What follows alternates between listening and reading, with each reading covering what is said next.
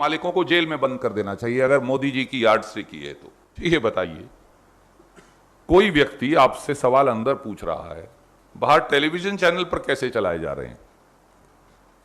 आप सबके टेलीविजन के मालिकों के व्हाट्सएप चेक करवाइए। ये बड़ी अच्छी बात कही आप। चोर दरवाजे से टेलीविजन चैनलों को सवाल भेजकर कुछ भी उल जलूल आप चलवा रहे हैं। नहीं तो मुझे बताइए ना, आपको कौन बता रहा है? बाकायदा प्रधानमंत्री जी के कार्यालय से एक स्पेशल ग्रुप है, वहां से लिख कर आता है अब ये चलाइए, अब ये सवाल पूछा गया, अब ये पूछा गया, अब ये खबर चलाइए। क्या इस देश का मीडिया को इतना पंगु और दबाव डालकर इतना बना लिया गया है? ये बताइए, कोई व्यक्ति आपसे सवाल अंदर पूछ रहा है, बाहर टेलीविजन चैनल पर कैसे चलाए जा रहे हैं? आप सबके टेलीविजन के मालिकों के व्हाट्सएप चेक करवाइए। उनको बाकायदा लिखकर आ रहा था आप ये चलाइए, आप ये सवाल पूछिए, आप ये सवाल पूछिए। अगर प्रक्रिया न्यायिक है तो उस न्यायिक प्रक्रिया में पूछे जाने वाले सवाल आप लोगों के पास कैसे आ रहे थे?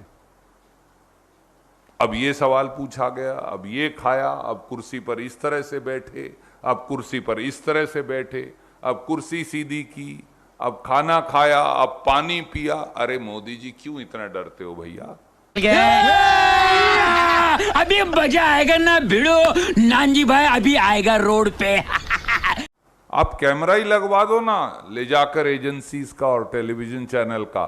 राहुल गांधी जी उन कैमरों के सामने जवाब देंगे आपके हर सवाल का, ईडी का। हमें कोई डर नहीं लगता। परंतु चोर दरवाजे से टेलीविजन चैनलों को सवाल भेजकर कुछ भी उल जलूल आप चलवा रहे हैं। नहीं तो मुझे बताइए ना, आपको कौन बता रहा है? आप सबके व्हाट्सएप चेक करवाइए एडिटर्स के।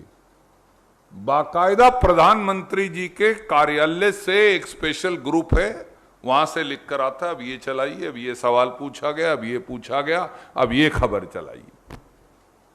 क्या इस देश का मीडिया को इतना पंगु और दबाव डालकर इतना बना लिया गया है?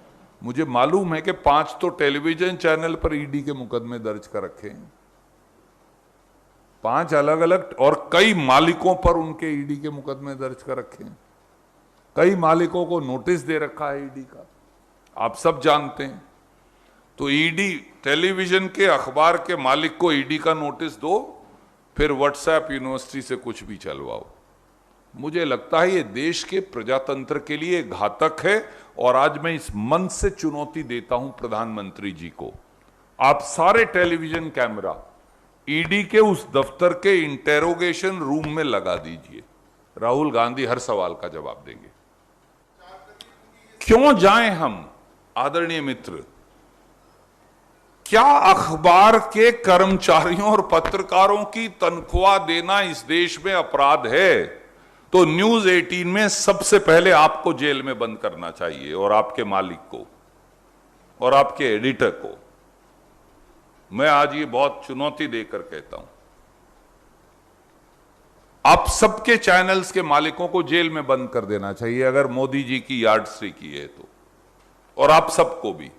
तो मोदी जी का काम भी आसान हो जाएगा, फिर अपना ही एक टेलीविजन चैनल चला लेंगे।